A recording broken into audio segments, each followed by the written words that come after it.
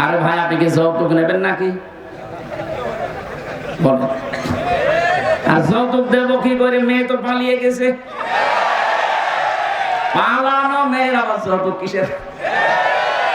মেয়ে যদি আমরা তুলে দিতাম তাও তো একটু যৌতুক চাইতেন। মেয়ে গেছে পালিয়ে, বিয়ে তো ছাতা মানি না। আর বিয়ে তো হবে না, কারণ আপনাদের তো ফুল হাতা আর আমাদের হাফ হাতা। ওদের ফুল হাতা না? যার কাছে গেছে বলেন তো, দাদার সাথে কিয়ামতের আগে বিয়ে হওয়া সম্ভব যতদিন হাফ হাতা না হবে। এবং কি কালেমা পড়া লাগবে। আপনি কালেমাও পড়বেন না, হাফ হাতা হবেন না, আপনার সাথে বিয়ে জায়েজ নেই, আমার আল্লাহর নিষেধ। সূরা বাকারা 221 নম্বর আয়াত। আমি বানিয়ে বলছি না, সব দলিল আছে। ওয়ালা তানকিহুল মুশরিকি ওয়ালা তুনকিহুল মুশরিকিনা হাত্তা ইউমিনু। যতক্ষণ মুশরিক এই পুরুষটা ঈমান না আনবে ততক্ষণ কোন মুমিনা নারীর জন্য তার সাথে বিয়ে করা জায়েজ নেই। আপনি এতদিন মিথ্যা ছড়িয়েছেন কোন কারণে? যে আমাদের স্বামী স্ত্রীর সম্পর্ক, কোন কারণে বলতেন? হ্যাঁ, এটা কোনদিন জায়েজ হয়? এটা হাসি মানুষ। তাই মুসলমানের সাথে যদি হয়তো তাও তো মানতাম। এমন মানুষের নাম বলেছে ও আল্লাহ বিশ্বাস করে না। মেয়ে যেহেতু গেছে গেছে, অন্তত মুসলমান বানিয়ে যদি বিয়ে করতে পারে তে করুক গা, যৌতুক দেব না। কারণ যৌতুক দেওয়া জায়েজ নেই। হ্যাঁ, বরযাত্রী যাওয়া জায়েজ নেই, এই জন্য আমরা বরযাত্রীও যাব না। অলিমা করা জায়েজ আছে, আর অলিমা হবে ছেলের বাড়িতে। অলিমা করা জায়েজ নেই, বরযাত্রী যাওয়া জায়েজ আছে না? নেই। এটা তো আমাদের বানিয়েছি আমরা, এটা হিন্দুদের কালচার। এটা বরযাত্রী যারা যান আজকে থেকে এটা একেবারে নিষেধ। না, বরযাত্রী যাওয়া জুলুম। 18 বছর, 20 বছর, 25 বছর এত কষ্ট করে একটা মেয়েকে লালন পালন করে খাওয়া দাওয়া লেখাপড়া করে আপনাকে দেখছে, এই তো অনেক কিছু। কারণ এই মেয়েটা জীবনে কোনো দিন আর ওই বাবা মার কিছুই করবে না, যা করবে আপনার ওই ছেলের।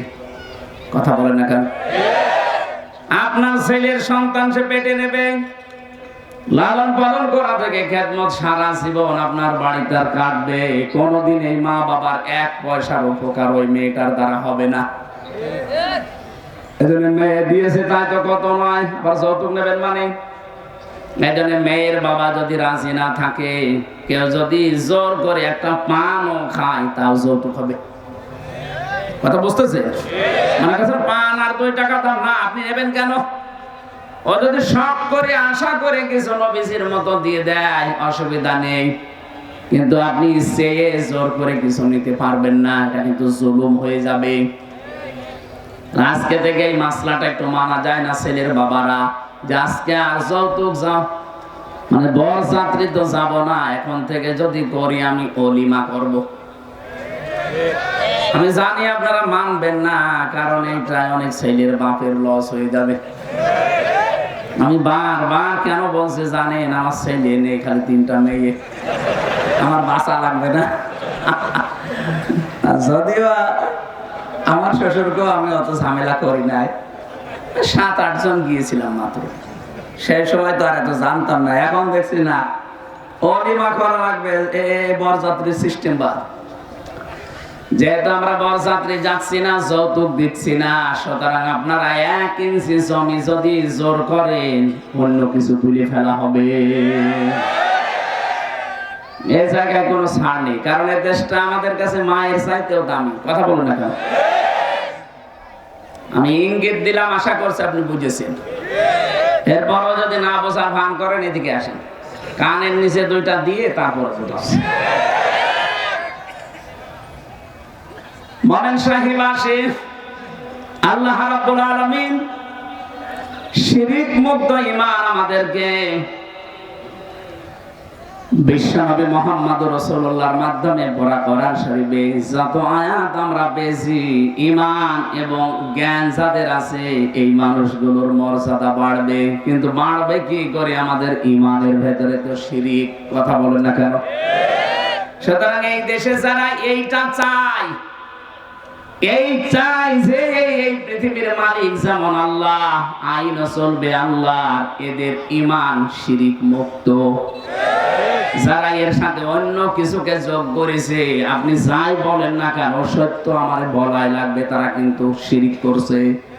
আর শিরিক করলে লোকটা মুশরিক। কথা বলেন না কেন? আমার ভাইরা, 2 নম্বরের বিষয় ছিল আল্লাহ রাব্বুল আলামিন বলেন যাদের ইলম আছে। এখন বাস্তবে প্রশ্ন আসতে পারে, ইলম তো এই দেশে অনেকেরই আছে কিন্তু সম্মান নেই। না, এটা আল্লাহর দোষ না। আপনি ইলম থাকলেই হবে না, ইলম অনুযায়ী কাজ থাকা লাগবে। আজ হাজারো মানুষের জ্ঞান আছে, দেখতে পায় ইলম আছে, কিন্তু বাতিলের পাছাটা গোলামি করার কারণে তার সম্মান কুকুরের চাইতেও নিচে নেমে গেছে। ইলম মামুনুল হকের নেই। কত মানুষ তাকে উল্টা পাল্টা ধারণা পর্যন্ত করেছে, সংসদে দাঁড়িয়ে তার নামে জেনার তহমত দিয়েছে। কোথায় গেলেন আজকে? ছোট থেকে বড় পর্যন্ত এদেশে সবাই জানে যে এটা একটা মিথ্যা। আর আমি নিজে জ্বলন্ত সাক্ষী, আমি ছিলাম তার সাথে। পুরা বানোয়াট একটা মিথ্যা জিনিস তার উপরে চাপিয়ে কালার করার চেষ্টা করেছিলেন। আল্লাহ আপনাদেরকে পুরা জাতির সামনে ন্যাংটা করে দিয়েছে। এজন্য আমরা সাবধান হব। ইলম অনুযায়ী যারা আমল করছেন না, তারা যত বড় পীর সাহেব দাবি করেন না কেন, আপনি আল্লাহর লানত প্রাপ্ত বান্দা। দারাজাত আপনার জন্য না। পৃথিবীতে যারা ইলম অনুযায়ী আমল করেছে, দেখেন তাদের মর্যাদা কোথায়। আমরা এই পৃথিবীর ময়দানে পড়েছি, দেখেছি, বুঝেছি। ঈমানের উপরে আমল করেছে, জ্ঞানের উপরে সবচাইতে বেশি নবীরা। কি ইয়া হাসরাতান আলাল ইবাদ। সূরা ইয়াসিনের 30 নম্বর আয়াতে আল্লাহ বলেন, আমার আফসোস, আমার আক্ষেপ, আমার বান্দাদের জন্য আমার আফসোস। মা ইয়াতিহিম মির রাসূলিন ইল্লা কানু বিহি ইস্তাহজিউন। এমন কোন নবী রাসূল পাঠালাম না যার সাথে সমসাময়িক মানুষেরা ঠাট্টা বিদ্রুপ উপহাস করে নাই। বলেন তো, নবীদের কি চরিত্র খারাপ ছিল?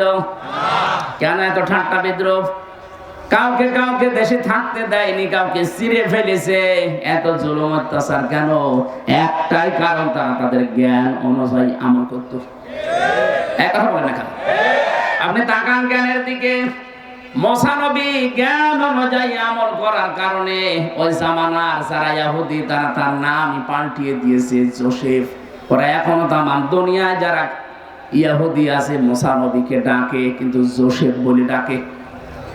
আমি তো বিশ্বের বহু জায়গায় ইহুদির সাথে মিশে দেখেছি। আমাদের নবীর কথা আলোচনায় উঠলে যখন বলি, তখন বলে আমাদের নবীর নাম যোসেফ, অথচ নবীর নাম কি? বলেন বলেন। হযরতে মুসা আলাইহিস সালাম।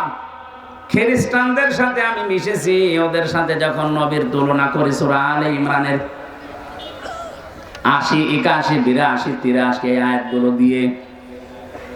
আমি কয়েকদিন আগে সিঙ্গাপুরে, মালয়েশিয়া, থাইল্যান্ডে যে কয় দেশে ভ্রমণ করছিলাম, যতগুলো খ্রিস্টানের সাথে দেখা, এই আয়াতগুলো নিয়ে তুলনা দিয়েছিলাম। বলেন তো, আপনাদের ধর্মীয় গ্রন্থের আমাদের নবীর পরিচয় তুলে ধরার পরে ওদের নবীর নাম ওরা বলে ঈসার পরিবর্তে বলে যিশু।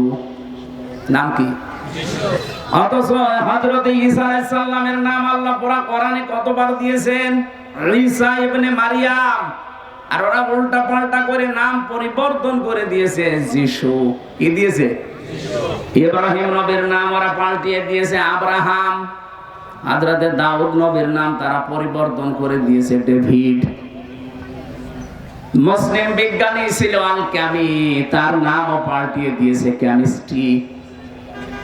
হযরতে জাবির রাদিয়াল্লাহু তাআলা আনহু, নবীজির প্রিয় সাহাবী, জলিলুল কদর সাহাবী, তার নামও পাল্টিয়ে দিয়েছে আলজেব্রা।